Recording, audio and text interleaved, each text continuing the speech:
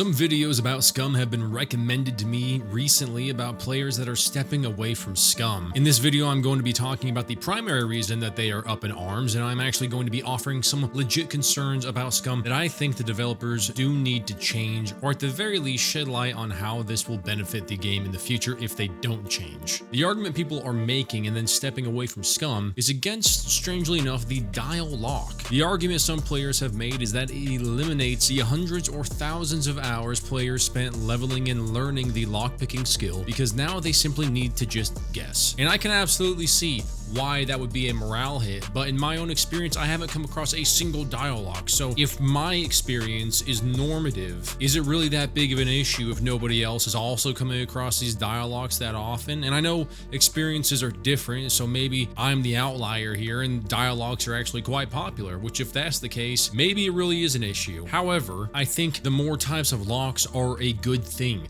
I think making bases harder to raid is a good thing. I think making explosives so sparse that the raiders, once they get them, have to be very selective with which base to raid with it, and at what tier level of wall they want to use it on. And part of the fun of raiding in Scum is that you need to be creative with how you get in. Sure, there's lockpicking doors, but did they bar up the windows? Can you hop onto an adjacent compound or building and leap over the walls? There are so many possibilities on how to get into somebody's base to where maybe, yeah, raiding might be a chore. But guess what? If you're building a base and it takes 25 days to finish, it shouldn't be over in 25 seconds. Building a base should be a chore and slow, because it holds all your good loot. But raiding the base shouldn't be easy. It should also be a chore. It should also be hard, because that's where the good loot is. Raiding needs to be balanced. The grind for defense and offense needs to be similarly matched. It can't be easy to build up a defense, and it can't be easy to raid. It needs to be a shared grind on both sides, especially from the perspective of a solo player, in which it takes them forever to build a solid base, especially if you don't have medium engineering, because then you have to level up your skills. Having your base broken into or blown up in an instant after you spent literal weeks of your life building it up is one of the most demoralizing things that can happen. And there are things that are taking place to help. I'm talking about the BCU lock, and I do believe that that is an amazing lock to have. Having the ability to keep your most precious loot behind a door locked by your own BCU is a great way to help players sleep soundly. Plus, that will make the raiders need to do an online raid because they need to get the player's BCU chip to unlock their door. This increases player interaction, which ultimately anything that improves and increases player interaction is a win in my book. Something that I think Dayz has over Scum is the player interaction. Why is it that players seem to run into each other more in Dayz? Why do they talk to each other more in Dayz? Sure, there is a lot of kill on sight in Scum and in Dayz, but in Dayz I find myself getting into conversations way more than in Scum. And for a game that is founded around the idea that we are playing as criminals or rebels that spoke out against the Tech One Corporation and are being punished, I think it is pretty concerning that the general vibe of the game isn't one that seems to foster player communication. I don't know what can fix that, but there seems to be a larger player base that is wanting to kill for the BCU chips or gear rather than make alliances and take over segments of the map, or something else that we just haven't thought about. Something that I think gives Dayz a leg up in this avenue is that all players spawn on the coast. There is no exception unless it's modded, whereas here in Scum we are randomly and arbitrarily airdropped in, but can pay in-game currency to select a zone or base spawn. And I have been pretty unloving towards the player spawns in Scum. I don't think it benefits the players really that much. I think it reduces organic and random encounters, and I think it was a cool idea that in reality just really isn't that neat. The base spawn system I think could exist to an extent, but ultimately I think Rust has it right, where you can put down a certain number of beds and use those as spawn points. Now, I'm not saying that Scum needs to utilize the beds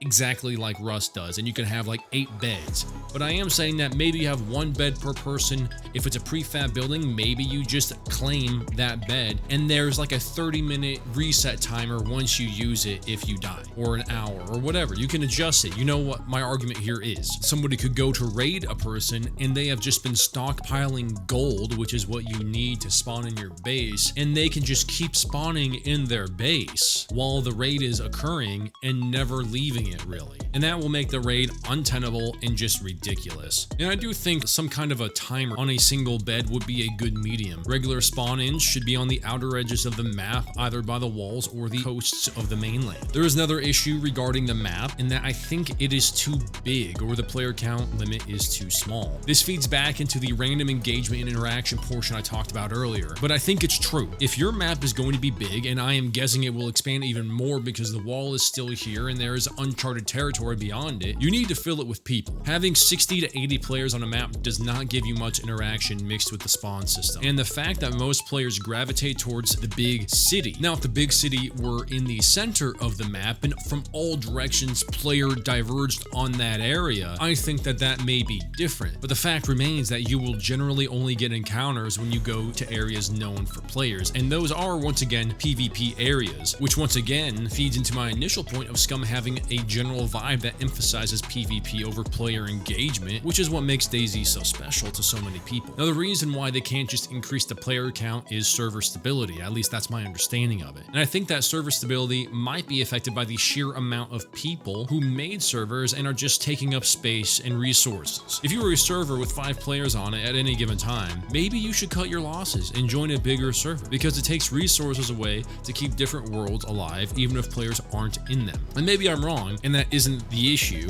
but I would like to know why the player count can't be stable at 110 or 120. I think 110 would be great. Shoot, even 195 would be great. It might even blunt my issue with the spawn system because your chances of coming across another fresh spawn are now higher. Imagine parachuting down and another player is parachuting next to you and you guys merge into each other screaming in midair and then agree not to kill each other upon landing. That would be the kind of random interactions that I would want in Scum, but I don't think it's ever going to happen, at least not in its current state. A smaller issue, but still an annoyance that I might as well throw in here, is the new hunting mechanic. Long gone are the days that you can look out your window, see a chicken, and kill said chicken. Now you must hear the said chicken, follow the sound, wait for the sound to teleport around you, follow the sound again, maybe see animal tracks, maybe not, but if you do find the animal tracks, you study the animal tracks for X amount of times, and then maybe you see a chicken to kill. That is not how the hunting should be. I'm going to plant my flag on that hill. If I am wandering through the woods, I expect to see deer, or boar, or squirrels, or freaking groundhogs or something, I don't know. I should hear them too, but the spawning of these creatures should not be reliant on me stopping my travels to turn into the wilderness Sherlock Holmes and find the missing sounds and tracks. My character has not had meat in like a week, but I hear tons of wild animals around me that have apparently transcended my lowly mortal plane of existence and have joined their friends in the ether. Now, I say all of this fully knowing and allowing error and troubleshooting to exist because it is still an early access game. However, we are closing in on the release of 9.0, which is leading me to believe that the changes the developers are making now, this close to 1.0, are a reflection of what they intend the full release of the game to be. Now, I don't know if Scum is going to follow the traditional gaming pattern of 1.0 leaving early access or having a quote full release end quote, but I am going to assume probably not. Here is a list of everything I can remember or someone has told me they are supposed to add, and they haven't yet. And I can't see them leaving early access without the story in place. However, 1.0 is supposed to be a huge landmark update, and if it isn't going to be the full release, I want to know what it is. So what I would like to see in a 1.0 release is NPCs and AI.